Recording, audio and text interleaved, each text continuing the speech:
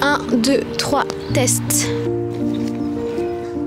On se retrouve aujourd'hui pour une vidéo récap de mon mois de décembre parce que j'ai fait pas mal de trucs que j'avais envie de partager.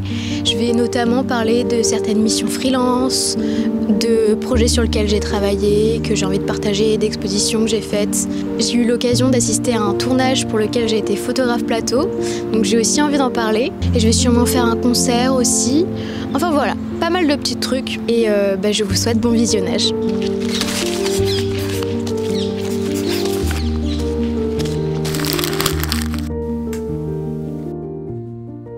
Ce matin, je vais au château de Rambouillet pour une mission freelance parce que je bosse avec Antoine qui tient les pages et le blog Culturez-vous.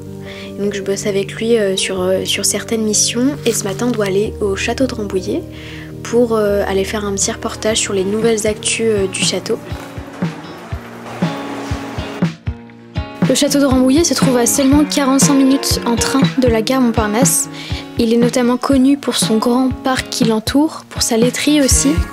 Et en fait, le château se visite depuis peu car il était encore jusqu'en 2017 une résidence présidentielle.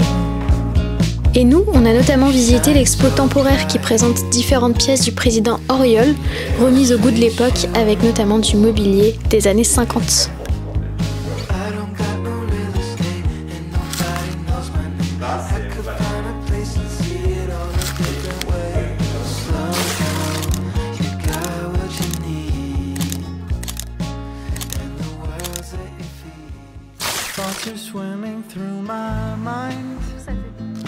Ça dit beaucoup de toi. Avec Léa, on a fait une expo sur Agnès Varda à la Cinémathèque française qui présente sa vie et ses différentes réalisations. L'expo était assez longue et vraiment très complète en termes d'infos et de support. En tout cas, je la recommande fortement et elle se termine le 28 janvier, donc il ne faudra pas trop tarder si vous voulez la faire. J'ai aussi fait une expo à la Maison européenne de la photographie qui présentait le travail de Viviane Sassen, une photographe hollandaise, avec donc différentes séries de photos présentées. Elle a aussi fait une série de collages que j'ai vraiment bien aimé. Et j'ai fait aussi une expo au 104 qui s'appelle Je est un autre et pour le coup elle se termine très bientôt le 7 janvier il me semble. Et elle mêle différentes installations numériques et artistiques qui veulent questionner notre rapport au numérique et à l'impact que ces outils ont dans notre vie. Et chaque installation va résonner plus ou moins fort chez chacun des visiteurs, mais en tout cas je la recommande aussi.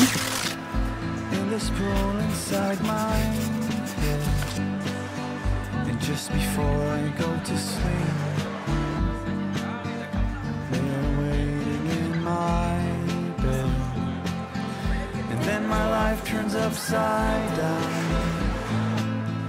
The thoughts are taking up the airspace in our lungs. And then we come out as a song. It's where I wrote to you that I knew that all I did before was wrong. That I'm leaving you to Spain.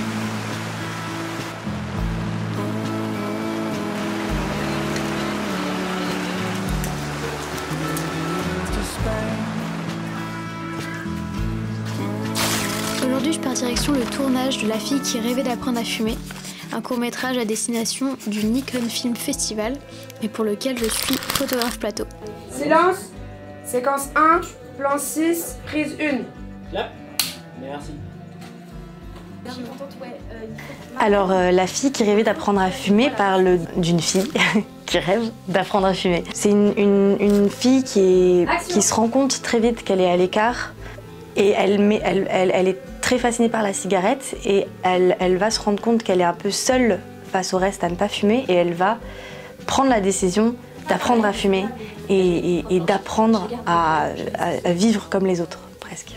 Et je trouvais intéressant de développer tout l'aspect du coup de la cigarette, de la fascination, de un peu son côté un peu très original à ce personnage, mais aussi d'exploiter tout l'aspect sociétal du fait de fumer dans des soirées et au quotidien.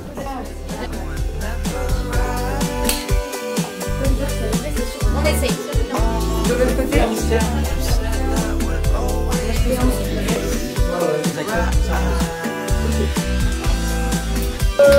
Fin de tournage.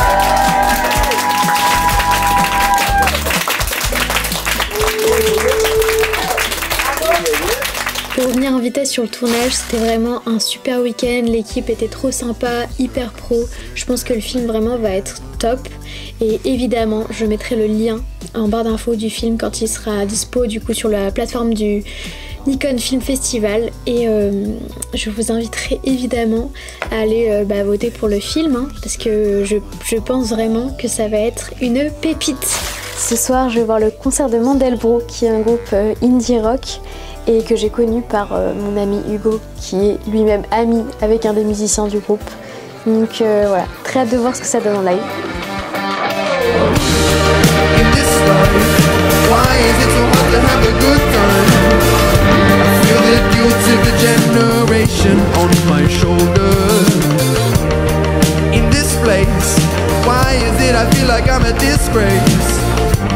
Do I deserve to be on this side of the border?